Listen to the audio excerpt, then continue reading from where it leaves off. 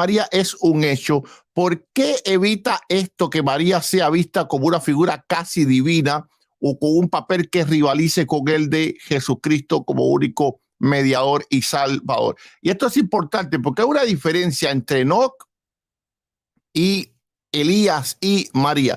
La diferencia es que, número uno, por supuesto, tanto Enoc como Elías aparecen en las escrituras, lo que se contradice un poco con lo que la Iglesia Católica cree sobre María, que la considera la figura más relevante de toda la humanidad. Entonces, como dos personas que no fueron tan relevantes como María, el hecho de su ascensión sí está en las escrituras y la de María no está en las escrituras. Ahora, ¿por qué esto rivaliza con Cristo?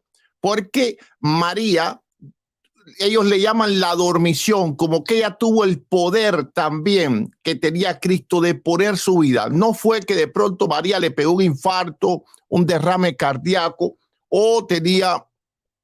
no sé, se le partió la cadera cayéndose y se tomó una infección y se murió, sino que ella decide morir, y esto es lo que explica lo que es la dormición, que ella llama a todos los apóstoles, inclusive, ¿verdad? Historias completamente fantásticas, que ella va volando hasta España, allá donde está la Virgen del Pilar ahora, según la tradición católica, y le avisa al apóstol Santiago: hijo mío, vente de regreso.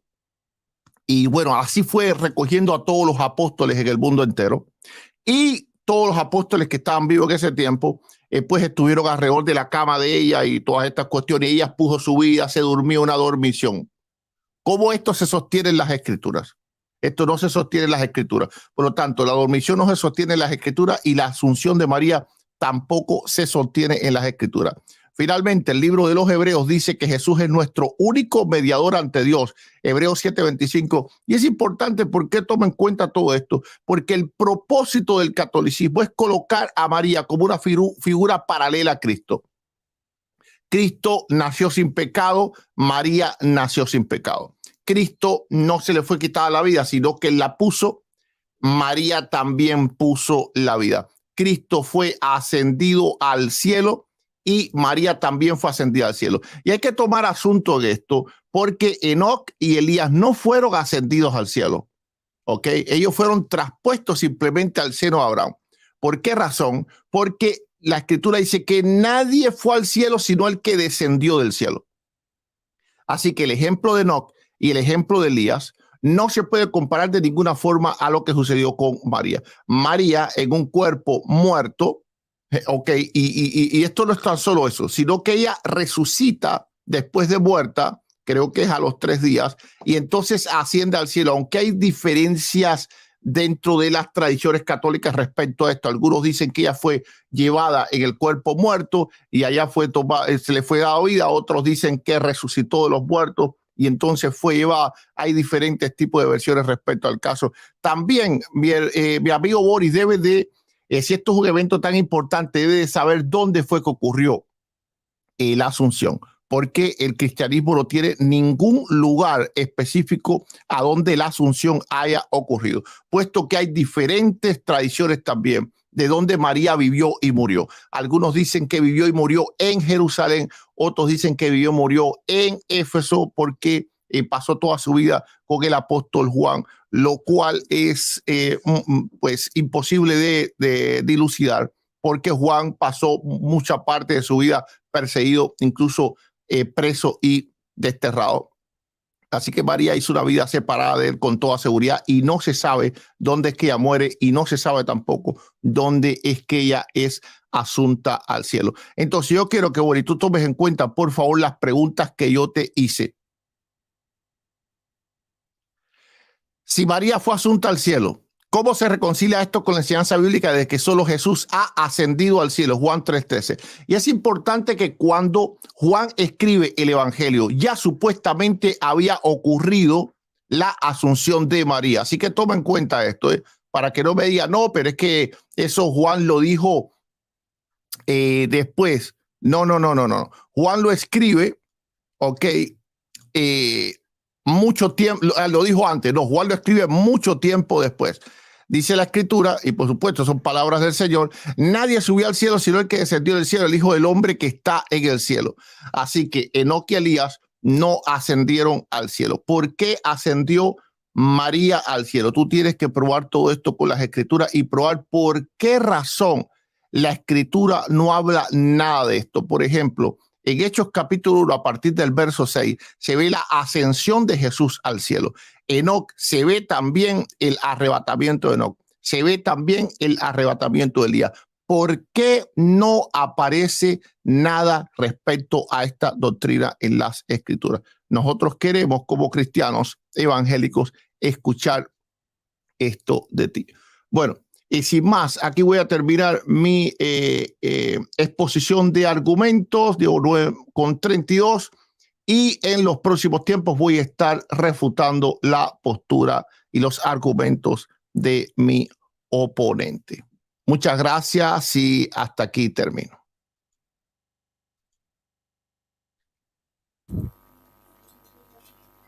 Ok, comienzo, ¿no?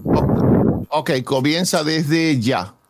Ok, muchas gracias. Pues bueno, he escuchado mucho de parte de los mismos protestantes o de los no católicos, vamos a llamarle, repetir una y otra vez que la Biblia no está escrito que María fue ascendida al cielo, más sin embargo sí está escrito.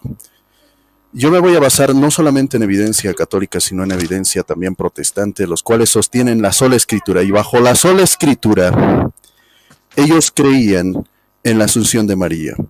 Vamos a escuchar, por ejemplo, en 1522 Lutero predica en la fiesta de la Asunción, aparentemente dando pues por sentencia esta creencia. Dice, esto lo encontramos en el volumen 10 del libro 3, en la página 268. En 1530, este mismo Martín Lutero decreta que la Asunción de María es un aspecto de la Iglesia. En 1544, esto ya, digámoslo así, va apaciguándose, pero aún se sigue creyendo en la Asunción de María. 1522 a 1532. Vamos a ver que el mismo Martín Lutero predica lo que es la Asunción de María. 1521 dice el mismo Martín Lutero que María está dentro de lo que es la teología protestante, o sea, de la teología de la Iglesia de la Reforma. Y esto lo podemos encontrar también en esta misma obra, María en la teología protestante y católica, impreso en Nueva York. Esto lo puedes encontrar por Sheet y Word, en 1966 en la página 118, 119 también. Y vamos a ver qué es lo que dice, por ejemplo, Eric W. Grich. Dice así, Lutero afirmó, esto te lo dice Grich, que es un erudito protestante también, y lo dice explícitamente, Lutero afirmó la asunción de María al cielo. Sin palabras. Bajo la sola escritura, Martín Lutero creía en la asunción de María. Bajo la sola escritura. Él es el creador de la sola escritura. Lo que no está escrito en la Biblia, Martín Lutero no lo podía creer, y lo que estaba escrito en la Biblia, Martín Lutero sí lo podía creer. Ok, esa es la definición del mismo Martín Lutero. La sola escritura, decía Martín Lutero, escuchen muy bien esta parte, la sola escritura es la única fuente de doctrina y de tradición y es la única regla de fe. Bajo su regla de fe, él creía en la asunción de María al cielo. Y te lo dice también este erudito protestante. Te he dado la cronología de cómo Martín Lutero creía en la asunción de María. Pero también te lo dice el mismo erudito Grich, Eric W. Grich. ¿Qué te dice? Dice así, esta evidencia, por ejemplo, también está en las obras de Lutero, pero datado por el mismo erudito protestante Jaroslav Pelikan, que es el biógrafo principal del mismo Martín Lutero. ¿Qué te dice? Lutero afirmó la asunción de María. Otra vez. Lutero afirmó la asunción de María. Y dice así, de manera especial. Y te lo dice explícitamente. Esto también lo encuentras en esta misma obra. Te dice, esto está en inglés. Voy a tratar de traducirlo. Dice, un solo mediador, una santa, un solo mediador, un santo y María.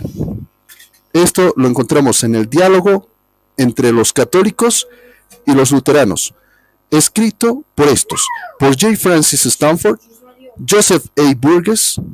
Esto también está en Minneapolis, en Augsburg Fortress, impreso en 1992 en la página 241 en las notas de pie 44. Así que en la página 382 también lo encuentras en el sermón sobre la fiesta de la Asunción, así se denomina, del 15 de agosto de 1522 del mismo Martín Lutero. Otra vez, sermón sobre la fiesta de la Asunción, te lo decía el mismo protestantismo, tenía el sermón, el mismo Martín Lutero, sermón sobre la fiesta de la Asunción del 15 de agosto de 1522.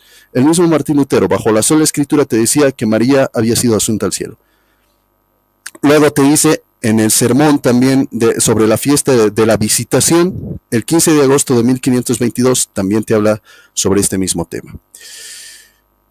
Y pues bueno, vamos a ver, por ejemplo, vamos a escribirte, por ejemplo, o mejor dicho, vamos a referirte a esta parte que es muy importante también. En el artículo 89 de estos mismos escritos, vamos a citar otra vez a Lutero y también a estos mismos eruditos que te dicen que esta es una declaración común. ¿Cuál? Página 89 o artículo 89. Te dice, Lutero predicó sobre la Asunción. Hubo pastores luteranos tempranos que afirmaron a la Asunción como evangélica, otra vez. Hubo pastores luteranos tempranos que afirmaron la Asunción como evangélica y luterana. En el artículo 101.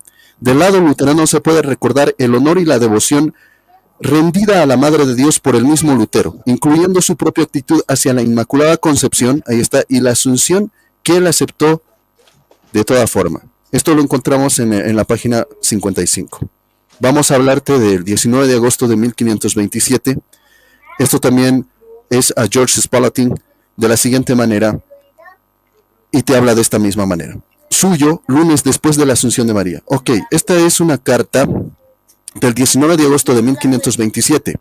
O sea, te estoy hablando 5 años más tarde, cuando Lutero era el más protestante de todos. ¿Qué te dice sobre la misma Asunción de María? Te dice, lunes después de la Asunción de María. En su catálogo, ellos seguían llevando la fiesta de la Asunción de María.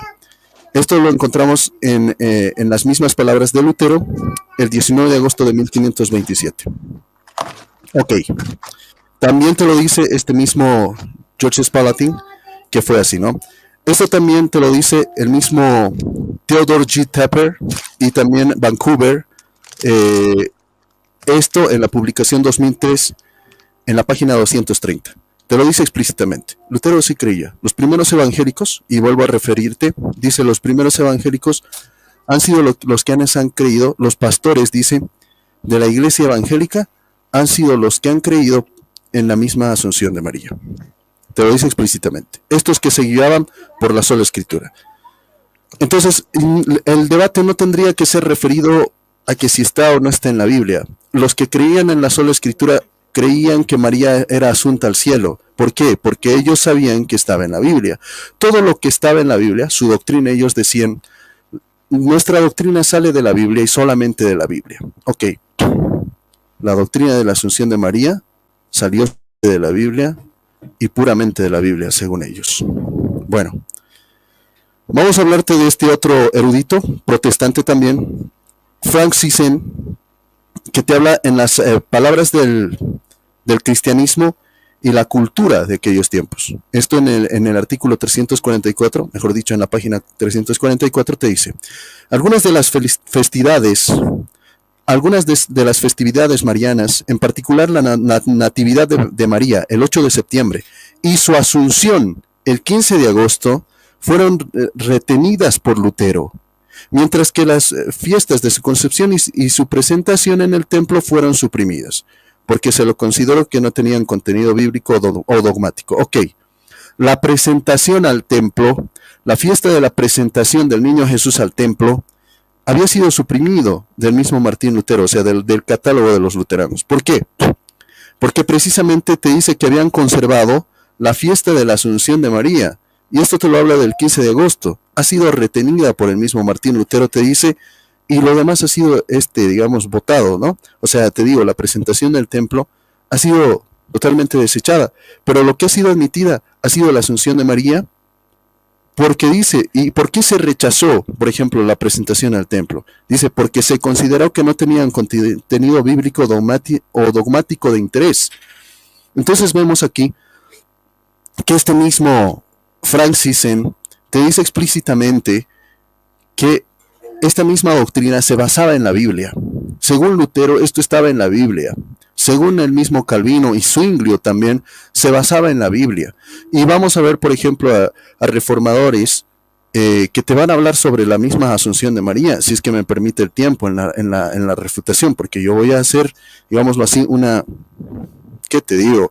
Una demostración explícita y amplia al respecto de esto mismo. Luego, vamos a ver que estas mismas notas de pie de este mismo Francisen, de notas de pie 407, 415, 419, ¿qué es lo que te dice? Vamos a leer. Dice así: la misma sueca se basa en varias fuentes diferentes, aunque las fórmulas Misae de Lutero, ahí está, las fórmulas Misae. Las fórmulas Misae de Lutero se basaban en lo que era Ok, ¿perdón? 20 segundos. Ok, se basaban en la Asunción de María. Esto era para la fiesta de la Asunción de María. Te dice, Lutherinus Petri revisó aún más la misa sueca de 1557, donde se retenía, 1557, donde se retenía la Asunción de María. Y posteriormente, pues voy a estarles entregando mucho más. Muchas gracias. Ok, entonces yo voy a encender para mis 10 minutos de refutación. Bueno, yo solo voy a tener que usar un minuto, voy a hablar los otros 9, pero voy a usar un minuto para refutar los argumentos de Boris porque fueron uno solo. Y es que Lutero creyó por un tiempo en la Asunción de María. Y él se apoya en que Lutero predicaba la sola escritura. Por lo tanto, Lutero enseñaba a no creer lo que él decía, sino a creer lo que decían las escrituras. Así que como mismo Lutero creía en la sola escritura, Lutero no se creía una autoridad para enseñar o para que se le escuchase a modo de que él fuera una autoridad infalible. Así que todo lo que ha dicho Boris en sus 10 minutos no prueba absolutamente para nada la Asunción de María. Lo único prueba que un hombre en el siglo XVI, después de haberse criado toda su vida católica y ser un monje agustino, pues creyó por un tiempo en la Asunción de María. ¿Y eso qué tiene que ver con este debate? Nosotros no estamos debatiendo si Lutero creía o si no creía, o si fulano creía o si no creía. Nosotros estamos debatiendo si el hecho fue verídico o no fue verídico. Así que hasta ahora el único que ha puesto argumentos sobre el tema he sido yo. Boris no ha puesto ninguno. Sería como si yo me basara mi exposición de argumento en presentar pruebas de que fulano o mengano no creyeron en la Asunción de María. Eso no prueba absolutamente nada, porque puede ser que ellos no creían y la Asunción de María en realidad ocurrió. Así como decir que alguien creía, eso no prueba absolutamente nada. ¿Por qué razón? Porque puede ser que si alguien creyó esto, pero en realidad el hecho no aconteció. Por ejemplo, Boris cree que va a ganar este debate, pero eso no va a acontecer. ¿Me entiende? Entonces, ayer nosotros vamos a las pruebas, nos repetimos a las pruebas solamente y en esas vamos a continuar. Entonces, yo he sido muy claro en que la Asunción de María no está en las escrituras. Es vital destacar que el respeto y la veneración hacia María como Madre de Jesús no se niega en la teología cristiana. Nosotros lo que negamos en la teología cristiana son los dogmas falsos que se creen alrededor de ella, y eso es lo que Vía Vivo tiene aquí que probar. Una mirada más profunda a este dogma revela una desconexión con la naturaleza y propósito de la resurrección, según la enseñanza bíblica, según 1 Corintios 15, 22, 23. Así como Adán todos mueren, también en Cristo todos serán vivificados, cada uno en su debido orden. Cristo, las primicias, luego lo que son de Cristo en su venida. ¿En qué orden está María allí? Es lo que Boris tiene que mostrarnos hoy. Porque según el apóstol Pablo, este es el orden de la resurrección de los muertos. Repito, porque así como en Adán todos mueren, incluyendo María, también en Cristo todos serán vivificados, es decir, en la resurrección, pero cada uno en su debido orden. Cristo, luego María, no, eso no lo dice, eso no lo dice, eso no lo dice. Cristo, las primicias, luego los que son de Cristo en su venida. Noten que solamente hay un singular aquí, los demás son plurales, para que él no me diga que María son las primicias, ¿ok? Porque las primicias es plural. Repito, Cristo, las primicias, luego los que son de Cristo en su venida. Vamos a ver, Boris, para el apóstol Pablo, ¿dónde fue que resucitó María? Porque aquí él dice claramente que María no ha resucitado. Y no solo que no ha resucitado, sino que no va a resucitar en caso de que la carta se escribiera antes de la muerte de María, que no se sabe a ciencia cierta en realidad el año cuando ocurrió, son veras tradiciones humanas. Pero aún así está escribiendo inspirados por Dios. Primera de Corintios 15, 22, 23, destroza, elimina, pulveriza,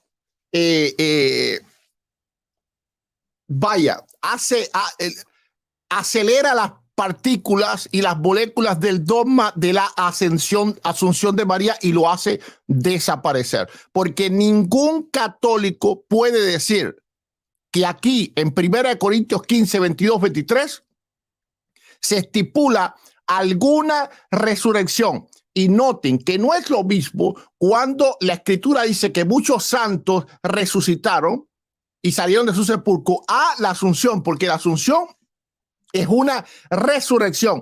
María resucita en un cuerpo glorioso. Lo demás fueron resucitaciones, como por ejemplo la hija de Jairo, pues el hijo de la viuda también, pues Lázaro, pero estas personas volvieron a morir. Así que la resurrección no ha ocurrido. Primera de Corintios 15, 22, 23 dice claramente que el orden que es Cristo, número 1, las primicias, número 2, luego los que son de Cristo en su venida. Aquí vemos que la resurrección y la ascensión corporal del cielo están reservadas para Cristo y aquellos en el orden que Dios ha estipulado. Con tan solo este argumento, yo podría irme a tomar un buen té, porque mi oponente no tiene más nada que decir, a no ser que quiera seguir probando que Lutero creía en la asunción de María, lo cual no tiene ningún peso en este debate. Por otro lado, la tradición de la asunción de María ha permitido una elevación de María a la devoción de algunos creyentes, lo que padece mi buen amigo Boris, que va más allá de lo que la Escritura autoriza. En algunos casos, María es vista como corredentora y se justifica verla como corredentora debido a que todos estos dogmas, que son falsos, por supuesto, son hechos que no ocurrieron, la colocan ella a la par de Cristo. Porque número 1, nació sin pecado. Número 2, ella misma puso su vida en la dormición.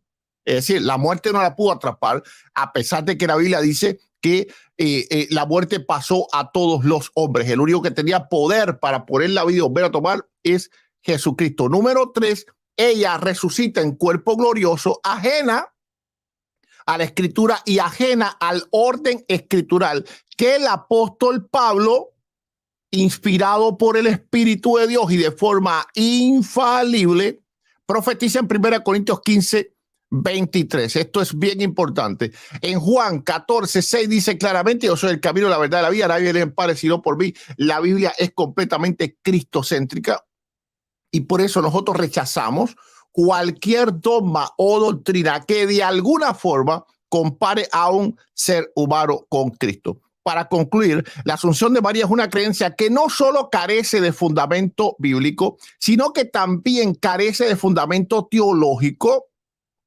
y puede ser, vamos a decir, causa de la desviación de la atención de Jesucristo hacia María, nuestro único Señor y Redentor. Consideremos el contexto histórico. También, número 1, no se tiene el lugar donde vivió y murió María. No se tiene. Algunos dicen que fue en Éfeso, otros dicen que fue en Jerusalén.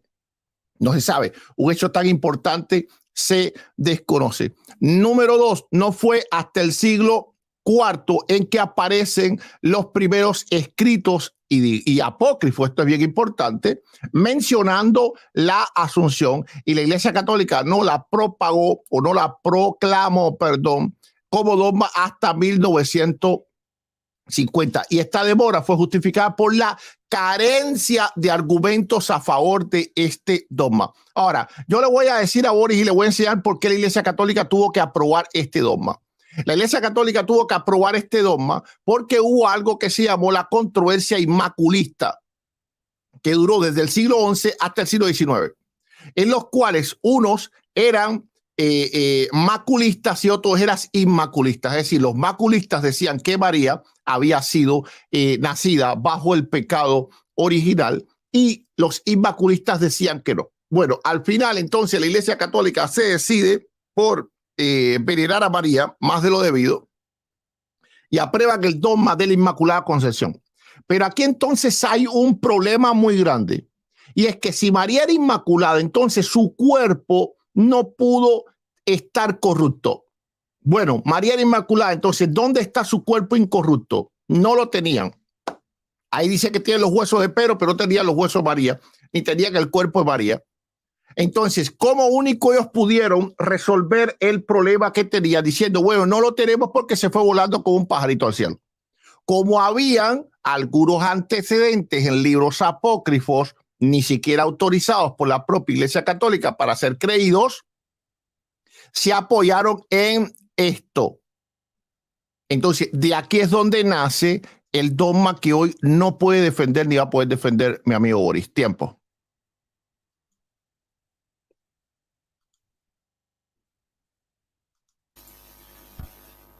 Ok, pues yo voy a comenzar ahora, ¿sí? Ok, comienza. Vale, pues. Hemos escuchado hablar al mismo Eduardo Gutiérrez sobre el tema de la Inmaculada Concepción y decir que nosotros no tenemos ni un versículo bíblico que vaya a debatirlo con Lutero, el creador de la sola escritura, o con Calvino o con Zwinglio.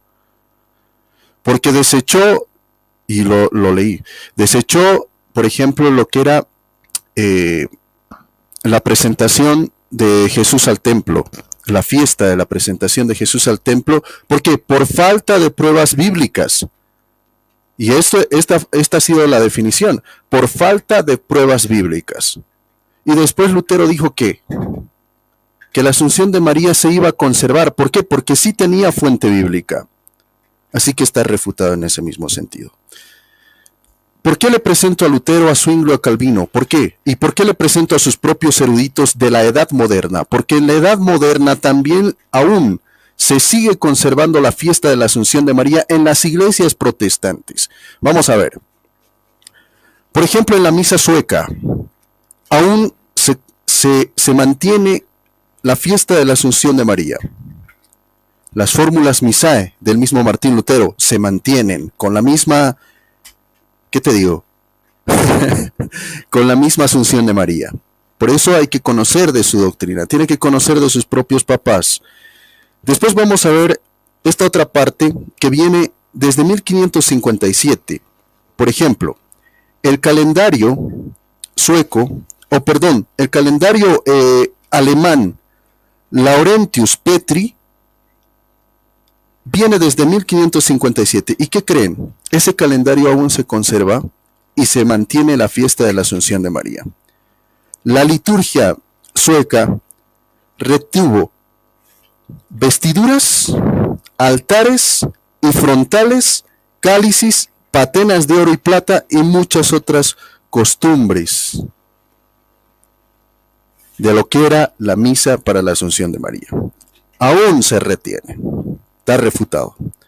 Tras la muerte del mismo Laurentius en 1573, el rey Juan III vuelve a establecer lo mismo y dice que esto se va a transmitir incluso al ordinario en su escrito Ordinantia. Y te dice explícitamente, voy a leerlo. Se restablece gran parte del ciclo santoral de la antigua misa sueca, reviviendo las fiestas de la Santa María Magdalena, 1, San Lorenzo, 2, Corpus Christi 3, la Asunción y la Natividad de María, aún conservados en las iglesias protestantes. Estos son datos fidedignos. Así que mi amigo, aunque esté googleando ahí, va a encontrar un gran pacateazo, ¿no? Vamos a ver que esto también se encuentra en las notas de pie de Francis N. Artículo 407, artículo 415, artículo 419, explícitamente. La LCMS, por ejemplo, de los mismos protestantes. ¿Qué te dice al respecto de la Asunción de María? Que aún se conserva esta misma fiesta de la Asunción de María. Se celebra aún. Esto lo encontramos en este escrito de Joseph Earl, en su libro The Worship Wars in the Early Luteranism, dice, o sea, acerca del luteranismo, en la página 254. La Asunción, te dice, se figura en las órdenes de la Iglesia, por ejemplo, de Weissenburg, de Dessau, de Nordingen.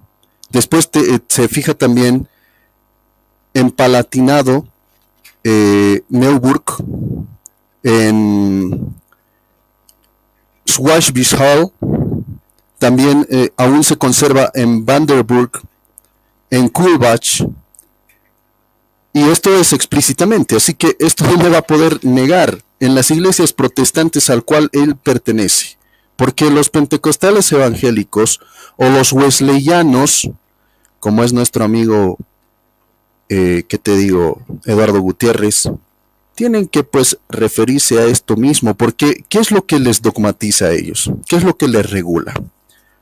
Sus